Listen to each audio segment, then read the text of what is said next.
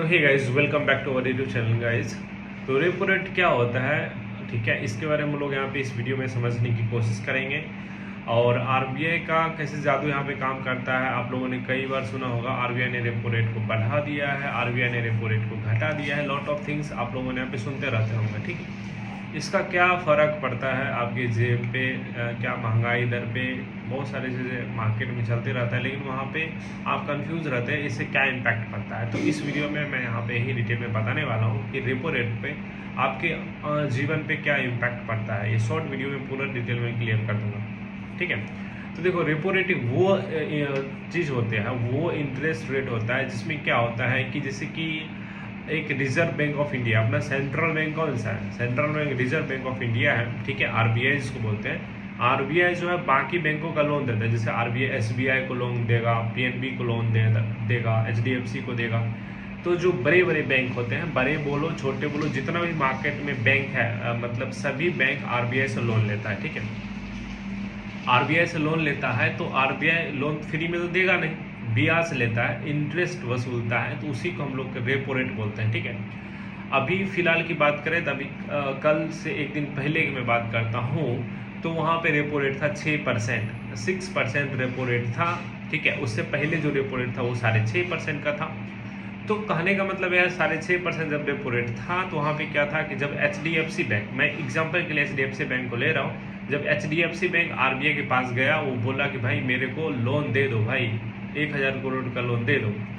तो आरबीआई ने बोला ठीक है भाई, आपको 6.5% का यहाँ पे ब्याज हम लोग चार्ज करेंगे। तो आरबीआई उसे लोन, मतलब एचडीएफसी ने लोन ले लिया। अब आरबीआई को हर साल 6.5% का पेमेंट कराना पड़ेगा। अभी 6.5% पे जब एचडीएफसी लोन उठाया है तो ये आपको लोन देगा। आपको जब लोन लेना है, बिजनेस लोन, पर्सनल लोन, बहुत सारा लोन होता है, जब आप लोन लेने के लिए जाते हैं तो आपको भी 6.5% के अनुसार लोन मिलेगा। 6.5% तो बैंक का चार्ज हो गया, प्लस वो अपना खुद का कमीशन वगैरह काटेगा, तो आपको लोन महंगा मिलेगा। अभी क्या हुआ कि सोचो कि अभी बाद में क्या हुआ, इंटरेस्ट रेट घट गया। क्या हुआ कि रेपो रेट कम हो गया, 6.5 से हो गया 6 हो गया, मतलब 50 पैसा कम हो गया।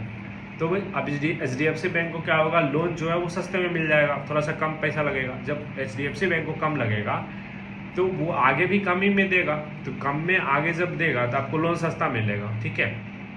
उसके बाद सोचो कि फिर से आरबीआई ने यहाँ पे 1 महीने के बाद, 2 महीने के बाद फिर से रेपो रेट घट कर दिया। अभी क्या है कि लेटेस्ट में 50 पैसा फिर घटा दिया, अभी 5.5% है।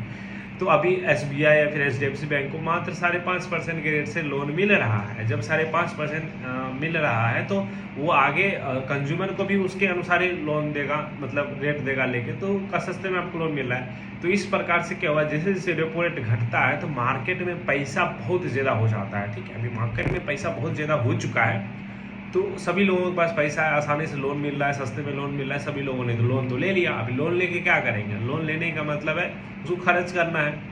तो खर्च जैसे ही करेंगे तो क्या होगा, मार्केट में एक डिमांड बढ़ेगा। किसी को आईफोन लेना है, किसी को टीवी लेना है, किसी को फ्रिज लेना है, किसी को हाउस लेना है, किसी को कार लेना है, किसी को बाइक लेना है।